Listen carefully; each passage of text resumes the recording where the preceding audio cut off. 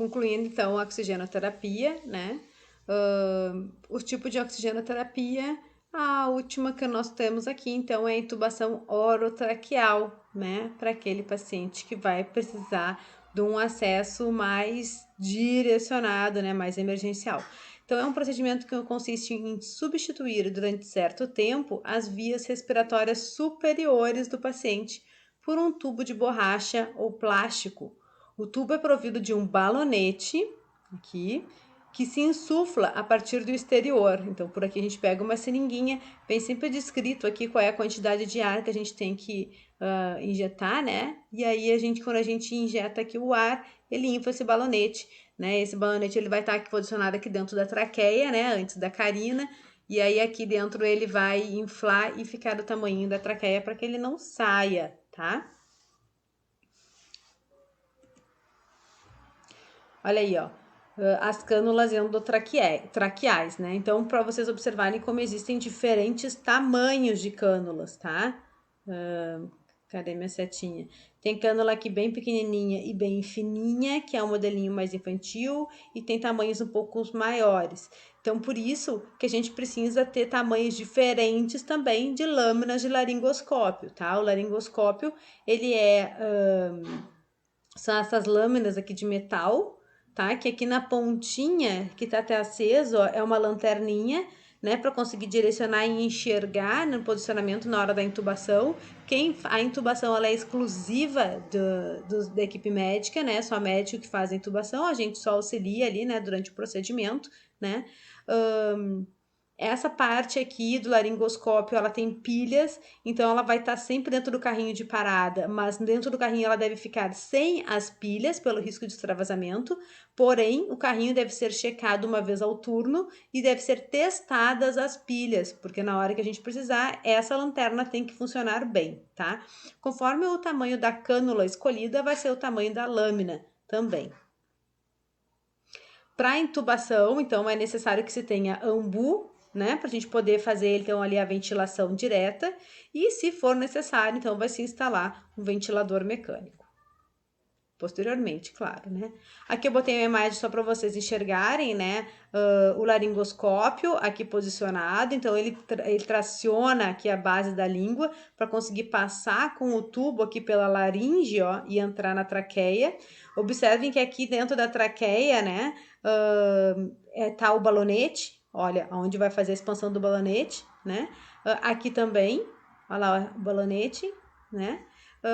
E super importante, claro, lembrar, né, que assim como a gente infla o balonete para colocar, na hora de desentubar o paciente, a gente tem que desinflar o balonete para não sair puxando a traqueia, tá?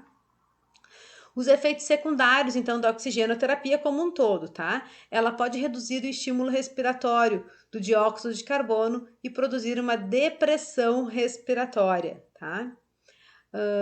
A elevada concentração de oxigênio causa espasmos retinianos, podendo provocar cegueira. Então, dá espasmos na retina, né, por ter muito oxigênio e pode provocar cegueira. Quando se administra oxigênio, deve-se ter cuidados especiais com a boca. O oxigênio seca e irrita as mucosas, motivo pelo qual é muito importante aumentar a ingestão de líquidos, tá?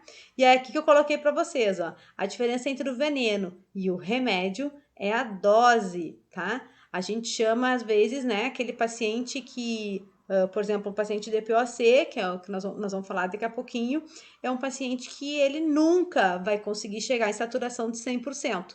Aí a equipe de enfermagem se desespera, não entende de DPOC, né? E vai lá e começa a aumentar o fluxo, porque quer que a saturação do paciente suba para 100%, né? Uma saturação, sei lá, se mantém 94, 95, é o máximo que ele consegue chegar. E aí, quando a gente começa a aumentar o oxigênio, ele tá recebendo mais oxigênio, só que ele não tá conseguindo fazer troca gasosa suficiente, né? O que a gente faz? A gente acaba levando o paciente a uma narcose por oxigênio, tá? Narcose é o envenenamento, tá? Ainda nos cuidados de enfermagem. Observar o fluxo de oxigênio, olha aqui um fluxômetro, tem uma imagem ali maiorzinha que eu vou mostrar para vocês. Observar a formação de lesões em fossas nasais e pavilhão auricular, né, por causa da pressão. Manutenção da via aérea pérvia, né, então a gente saber se isso aqui tá pérvio, se tem secreção, não adianta colocar o catéter e não observar, não ver se precisa de uma aspiração, se tem muita secreção, tá?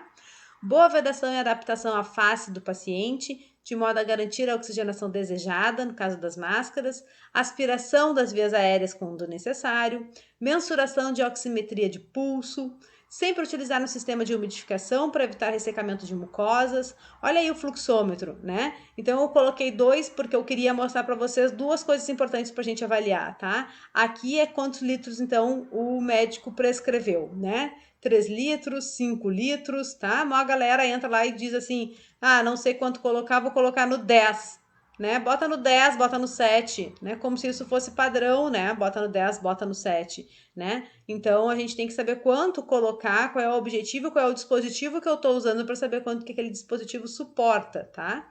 E outra coisa, o que mede é essa bolinha aqui, ó, que não apareceu naquele outro fluxômetro, tá? Essa bolinha aqui, conforme a gente tem aqui a passagem de oxigênio, ela vai levantando. E essa bolinha deve ficar posicionada bem nesse desenho de bolinha que tem aqui. Rotinas de troca, então, tá? Dos dispositivos. Então, a água do umidificador ela deve ser trocada uma vez ao turno, ou sempre que a gente achar necessário, né? Se está sendo bastante utilizada, vai ter que trocar mais, né? Na hora da troca, a gente deve desprezar toda a água que tem ali e colocar água nova, tá? O catéter nasal, ele vai ser trocado a cada 24 horas, o óculos nasal a cada 48 horas e o extensor de oxigênio a cada 7 dias. É importantíssimo que todos os dispositivos tenham data, né? Então, quando a gente instala um dispositivo, a gente colhe uma etiqueta ou escreva no próprio dispositivo quando é possível, né? Ou colar um esparadrapo, alguma coisinha, com a data em que ele foi instalado e o horário, tá? Nebulização, então. A finalidade é umidificar o ar inspirado, oferecer um aporte de oxigênio e fluidificar as secreções, tá? É claro que quando a gente fala de nebulização em casa, né, quando a gente vai fazer, muitas pessoas fazem, né, principalmente agora no inverno, a gente não vai usar com oxigênio, a gente faz a nebulização com ar comprimido, tá? Então, olha aqui, material, o fluxômetro, ambiente hospitalar, né? O nebulímetro, ai, ficou escondido aqui atrás da imagem, depois vocês deem uma olhada, tá? Mas o nebulímetro é aquele dispositivo, aquele copinho que a gente coloca na máscara, que é onde a gente vai colocar a medicação, tá? A conexão do nebulímetro, né, que é esse extensor aqui, e soro fisiológico. E aí a gente vai avaliar se precisa, se foi prescrita alguma medicação ou não para colocar nessa nebulização. Então, o procedimento, que é importante. Posicionar o paciente em posição Fowler ou semi-Fowler. E aí nós estamos falando inclusive de criança. Então, às vezes a gente vê a criança deitadinha dormindo, o técnico vai lá e instala a nebulização no paciente dormindo. Ele não está nebulizando, tu pode ter certeza. Sabe por quê? Porque aquela soro fisiológico que era para estar no copinho, na hora que tu deita, ele vira que nem água, ele não vira vapor. Né? Então ele vai escorrer, aquele copinho vai cair na máscara e vai virar e vai cair. Ele precisa ficar nessa forma vertical para aquela aguinha ir virando vapor e sair na forma de vapor na máscara, tá? Tem a posição de Fowler, semi-sentado, tá? Ajustar a máscara face do paciente, evitando compressões.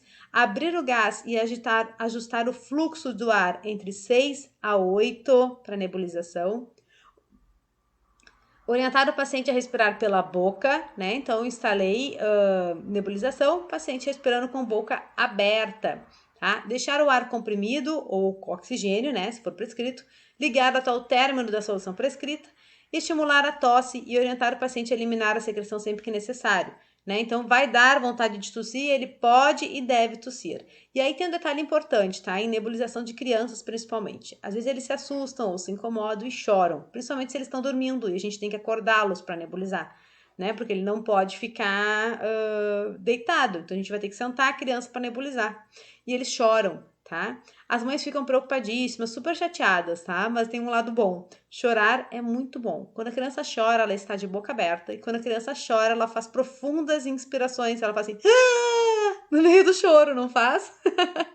Então, ela tá fazendo uma boa inspiração. Então, o choro na criança, né? Apesar de ser angustiante, né? É uma forma da gente acalmar a mãe também, tá? E muitas vezes, quando a gente acalma a mãe, acaba acalmando a criança também. Aspiração, então. O objetivo, remover secreções traqueobrônquicas do tubo endotraqueal ou da traqueostomia ou secreções da orofaringe através de uma sonda ligada ao vácuo na parede, tá? Então, na parede a gente tem 3 conexões, o oxigênio, o ar comprimido e o vácuo, tá? Até agora a gente falou do oxigênio, falamos do ar comprimido para nebulização, né? Quando não está prescrito o oxigênio, tá? E o vácuo, que vai ser utilizado na aspiração, tá? Qual é uma coisa importante para a gente falar aqui na aspiração? As aspirações dos pacientes graves são feitas exclusivamente por enfermeiro. Então, quando a gente está com um paciente que está instável, tá? E aí nós vamos ver aqui os porquês agora, é só enfermeiro que faz essa aspiração. O técnico pode fazer a aspiração do paciente que está estável. O paciente que não está descompensado, o paciente que é crônico, né? Um paciente que já utiliza uma traqueostomia, por exemplo, há muito tempo, né? Ou está estável, né? Numa UTI, né? Aí o técnico pode fazer, tá? Quando é de região oral, só dentro de uma unidade de internação, não tem problema nenhum. Mas o paciente grave é somente o enfermeiro, tá? Então, um dos objetivos, manter a via aérea permeável, melhorar o padrão respiratório. Ela é indicada na presença de sons adventícios, né? São roncos na ausculta, quando a gente bota o esteto aqui e escuta aqueles roncos, né? Que aquele barulho faz bem de ronco mesmo, tá? Aumento do pico de pressão no ventilador, movimentação audível de secreções, quando a gente ouve aquela secreção passando, né? E diminuição da saturação de oxigênio devido ao aumento de secreções. Está na hora de aspirar o paciente. Então, como é que é feito o procedimento? Suspensão da dieta 30 minutos antes do procedimento, porque ela pode provocar vômito. Utilizar todos os EPIs, tá? Então, luva, máscara descartável, óculos, porque provavelmente o paciente tosse, e quando ele tosse pode voar secreções, né, na gente.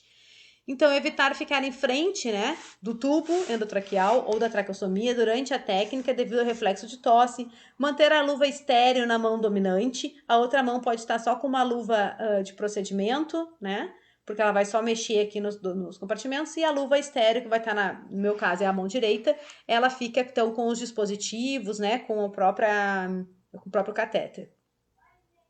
Manter a sonda de aspiração na embalagem, após conectada na extensão, para não contaminá-la. Depois eu só tiro, né? Ligar o aspirador até a marca de 20 milímetros de mercúrio do marômetro com a mão não dominante. Fluidificar as secreções com algumas gotas de soro fisiológico. Então, antes de eu inserir a sonda, né, eu fluidifico um pouquinho a secreção. Pingo um pouquinho de soro fisiológico. Ah, professora, no trato respiratório? Sim, é um pouquinho, são algumas gotas. Só para fluidificar um pouquinho aquela secreção que está lá dentro, tu conseguir tirar, né? Porque nada mais é essa secreção que está lá dentro do que um grande tatuzão, né? E a gente tem que conseguir tirar. Se ele tá duro, né, enrijecido, ele não sai na sonda, né? Inclusive, ele entope ali a sonda. Então, para introduzir, a gente vai clampear, que é trancar, assim, né, a sonda, como dobrá-la no meio. Vou pegar um cabo aqui só para mostrar, né? Então, a gente vai introduzir a sonda no paciente, a gente primeiro clampeia aqui a ponta, né? Faz assim nela. Tá dando para enxergar? E aí eu introduzo ela com ela clampeada, porque é para permitir que não tá fazendo, né, aquele vácuo. Introduzir a sonda até sentir resistência, observar o reflexo de tosse, proceder à aspiração com movimentos semi-rotatórios e breves, para evitar a lesão da mucosa e a hipóxia, tá? E quando eu estiver lá dentro, na hora que eu vou aspirar, eu desclampeio, claro, né, para poder fazer, então, a movimentação e soltar.